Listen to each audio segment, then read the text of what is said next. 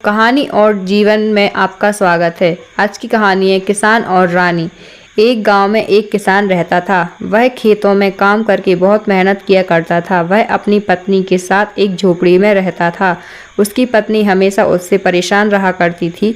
घर को संभालने की वजह वह हमेशा अपने पति को कोसती रहती थी। उसका कहना था कि वह अपने घर को अच्छे से चलाने के लिए रुपए नहीं कमाता। किसान भी हमेशा तनाव में रहता था। एक दिन किसान और उसकी पत्नी झगड़ा कर रहे थे। तब उस राज्य की राजा और रानी उस गांव का दौरा करने के लिए आए। उनका रथ किसान की झोपड़ी के बाहर से होते हुए निकला।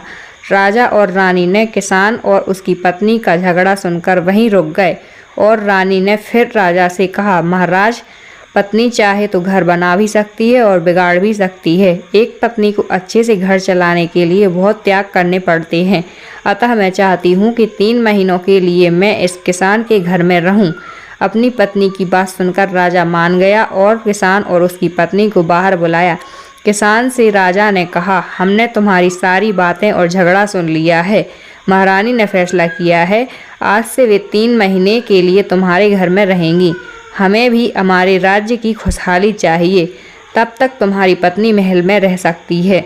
सब राजी हो गए। रानी ने 3 महीने में घर की सफाई की, घर में नई चीजें लाकर रखीं, किसान को बचत करना सिखाया। उतने समय में ही किसान की कायाकल्प हो गई और उसने अपनी बचत से कुछ बैल और गाय भी ले ली। वहीं से दूसरी ओर राजा के घर में किसान की पत्नी ने बहुत गंदगी फैला दी। राजा इससे परेशान होकर रानी के आने का इंतजार करने लगा। 3 महीने बाद जब किसान की पत्नी अपने घर आई तो इसे विश्वास ही नहीं हुआ कि वह उसका घर है। तब महारानी ने उसे समझाया कि घर छोटा हो या बड़ा, उसको संवारना एक पत्नी का उत्तरदायित्व होता है। महारानी की बात सुनकर किसान की पत्नी बहुत लज्जित हुई और रानी से अपने घर को अच्छी तरह से संभालने का वचन दिया। तो इस कहानी से आज हमें सीख मिलती है, अपने पास जितना हो उसमें संतुष्ट रहना चाहिए और अपने आप को हमेशा विकसित करने की कोशिश करनी चाहिए। अगर वीडियो पसंद आया हो तो वीडियो को लाइक करें, कमेंट करें और हमारे चैनल को सब्सक्राइब करें।